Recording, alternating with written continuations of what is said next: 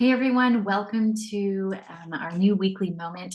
Unfortunately, I had some technical issues and was not able to come on live. So this is the recording of our weekly moment for you. So here I'm just going to share my screen and let's get into it. So this week's weekly moment and webinar is about how to adapt or exercise with age and responsibility. And meaning as you get older, you have more responsibilities and more commitments in life. And we want to walk you through how we do it here at Mind Body Coaching. And just to let you know that anytime you want to dig into a little bit more about your health and want to have a game plan to get in the best shape of your life, you can always book a goal analysis call with either me or Michael. And we can take a look at the next year and see what your goal is and give you a roadmap to success so that you can get there through our Executive Shred program. So why did we make this webinar? Well, we make webinars every week to help you understand how we can help you get the goals that you need to be lifetime athletes to get results, because a lot of people feel discouraged, and we want you to feel encouraged by our work with you so that you can get the end results that you want, meaning increased strength, meaning increased energy, better sleep, and better performance in life. We thrive on teaching people how to exercise in the gym, how to exercise at home, and not need a personal trainer. So here's what we do. We help you on 4 different levels. We help you with nutrition, so how to eat, what to eat, and the foods that you need to lose weight, how to increase better sleep, how to get recovery, how to properly exercise, like I said, without a personal trainer, and make this mind-body connection. So how can we feel our best and look our best at the same time, no matter what the age? Now, I'm 41, so I have been around for a little while, and the way I've trained has been very, very different. I started off as a dancer and went through my life before having kids and transitioning from dancing to running, and then from running and weightlifting, because I was also in the gym, and then going into running for the next 20 years, and then being introduced to short distance triathlon. So that's where I'm at the moment. And everything that I've done up until now has really changed in phases. So from when I was in my teens and early 20s to my 20s and 30s, and now that I'm in my 40s, things are also definitely changing. So here's some things to think about when we're going to be exercising in different phases of life. We're going to look at our time commitment, so our schedules. We're going to look at the types of training that we should be doing, and also injury prevention, because I find that a lot of people, if they've had any kind of past injuries, then it really does make them very weary of how they're going to train in the future. And as we're getting older, and as we're in different phases of life and being committed to working 40 hours a week or more, we want to know how we can train most effectively, most efficiently, and still get results within the time frame that we have. So from our late 20s onwards, after schooling, if you've done formal schooling or whatever, you're obviously going to have more time commitments. You're going to have a different schedule. So this is where you want to be able to manage your time and manage your training at the same time. In fact, as we get older, I mentioned that the type of training that we do is different. And this is, as we get older, we want to be focusing on our muscle, and we want to be focusing on our cardiovascular system and the way we move. Because unfortunately, if you don't use it, then you lose it. If you don't train, then you go back to training after so much time and you think, well, I used to run in high school. How come I can't do it now? Well, that's completely different. So when we are thinking about exercising in different phases of life, these are the 3 areas that we try to reflect on when we're working with our clients. So staying active. If you have a family, if you're single, if you're just recently married or a couple, the way you stay active is probably different than other people. It could be individually, or it could be with your family, but particularly for you, this is where we want to focus on you staying active. So lots of research suggests that when we exercise, this is a way of prevention of disease. Things like cardiovascular disease, stroke, diabetes, cognitive decline, so just like Alzheimer's, and even mood disorders like depression. And then there's also some forms of cancer that we are going to be preventing. So just disease in general. from mental issues like Alzheimer's, like I said, to depression, and then all of the cardiovascular and different forms of disease that we can get. Exercise is one of those ways to hopefully prevent disease in our future. So let's move on to time commitment. What are some things that we need to think about for time commitment? Well, we have our regular everyday schedule, and then we also have things that are priority. We do need to work, we do need to eat, we do need to sleep. So these things are priority. So where does exercise fit in? So what we recommend when we sit down with our clients is that we take an overall view of your schedule and see, what is it like? Are you a stay-at-home parent? Are you working at home? Are you working away? Are you traveling a lot? What can we do to actually put your exercise times down? Where are we going to fit this into your agenda? So planning ahead, looking at your schedule is how we're going to fit it in and make this a priority for you. Making exercise a priority, it's not just a physical thing, but it's also a mental thing. It's time where you get to work on you and time where you get to push yourself and increase your mental capacity, to increase your muscular capacity, your endurance, and your flexibility. So these are all areas that we focus on. And when you put this into your schedule and you have it as a priority, most likely it's something that you're going to do. So the other side of that is, how much time do you have to dedicate to training? A lot of people think, I got to go to the gym and I have to exercise for an hour, or if I'm going to go running, then I've got to go run for an hour. It seems like it has to be this long period of time, plus getting there, doing your thing, and then possibly taking a shower and then going to work or going home or whatever you're doing. And by the end of it, you've lost 2 hours. So the amount of time that you need to dedicate to exercise is obviously going to depend on how you're training and what kind of training you're doing. But training effectively should be under 60 minutes, honestly. I personally don't exercise for 60 minutes unless it's a long distance ride that I have to do, or if it's some kind of training that actually requires 60 minutes of activity. But you should be able to train efficiently under that amount of time. It could be like a group class that you enjoy, or maybe you're doing a sport with a team. But in this case, when we're working with our clients, we try to make it that it's manageable and something that you can fit into your schedule and that you can set aside for yourself.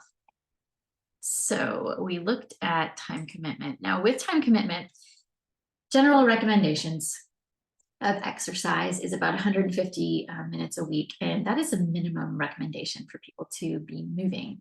So if you think about that, that's like 2.5 hours a week of exercise, which is relatively reasonable, I would say, because if you work it out, it's like 3 to 5 times a week. You're exercising anywhere between 30 to 40 minutes or 30 minutes to an hour, depending how you can fit it into your schedule. So if you divide this time into 3 to 5 sessions, what we want to focus on here is muscle strength, increasing your flexibility, your balance, endurance, and strength overall. And when we break it down like that, and it could look like you're planning your week so that you're setting aside particular days and times that you can commit to in your schedule for this like 30 to 40 minute period, or like I said, under an hour.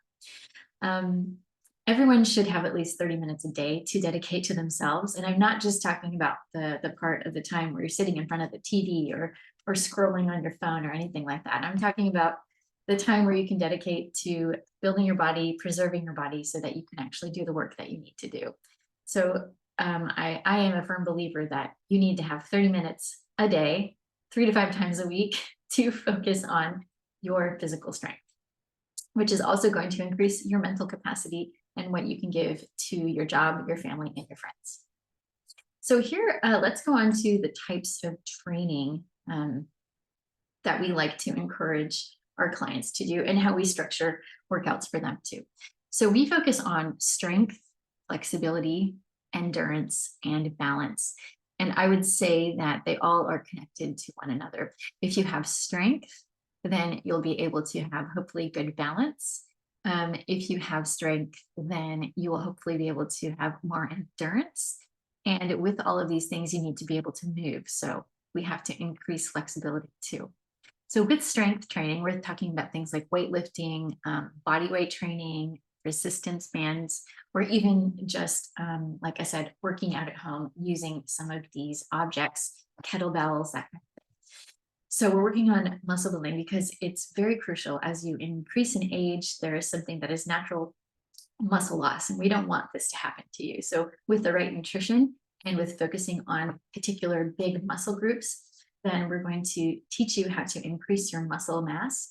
And don't worry, you're not going to look like a bodybuilder unless that's your objective. But for longevity's sake, the more muscle that you have is actually a precursor to longevity. So how long you're going to live. Obviously, we don't have control over those things, but we try to live our best lives in the moment that we have.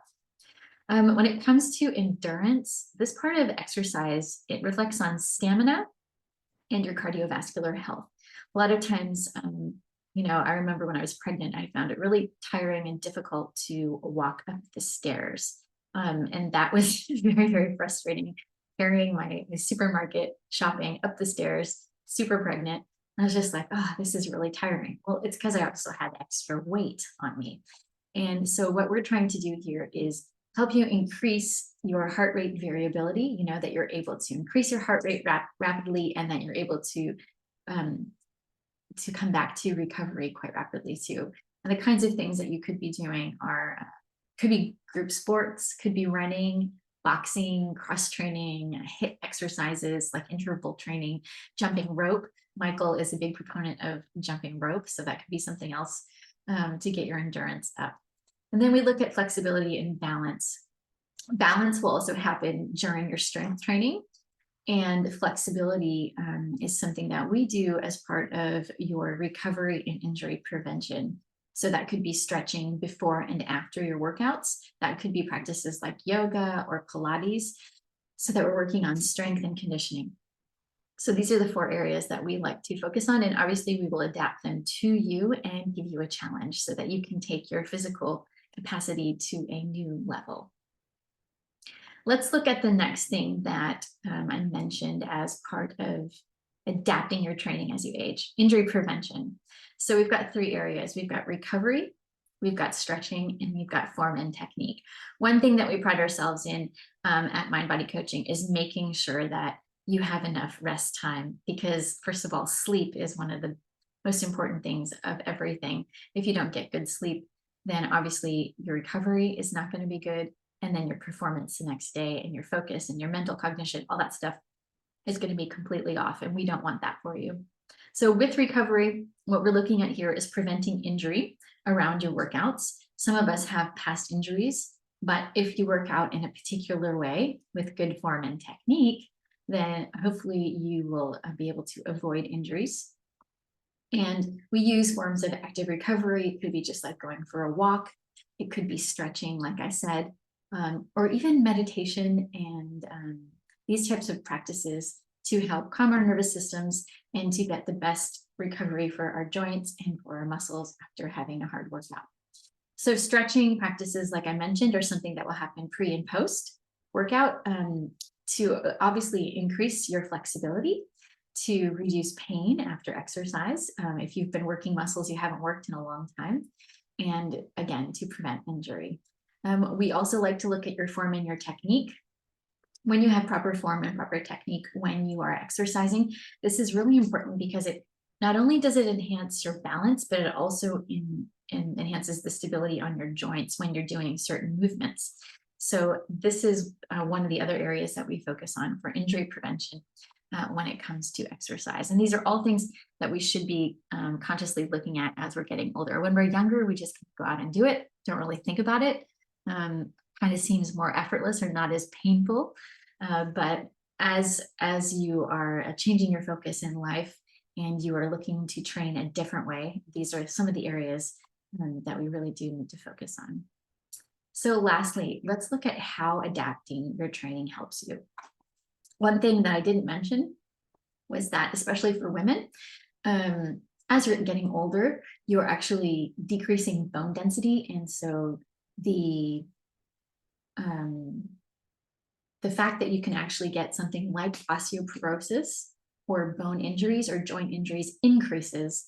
And for women who are actually going through the phase of perimenopause to menopause, this is where a lot of things can happen and we have to be really careful. So having more muscle mass, increasing bone density, even walking increases bone density, by the way, is one of the ways that adapting your training helps you as you age. It can also do something which is reducing hormonal fluctuations, whether that's for males or females.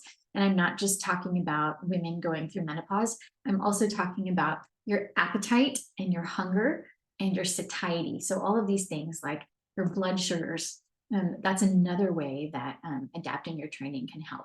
So if you start doing more strength training, if you have more muscle, if you have leaner body and less fat composition, then this will also help regulate your appetite. And it will help regulate mood, for example, too. This is another thing that has to do with hormones also. I also wanted to mention about arthritis and joint pain. So as we are adapting our training, as we are having proper nutrition, and as we are working out, focusing on what is best for our bodies in this period of our lives, we want to be able to reduce inflammation and obviously improve the way that we're actually moving. So that's another thing too. A lot of us are sitting during the day and probably not moving enough. So we want to make sure that mechanics is working well too.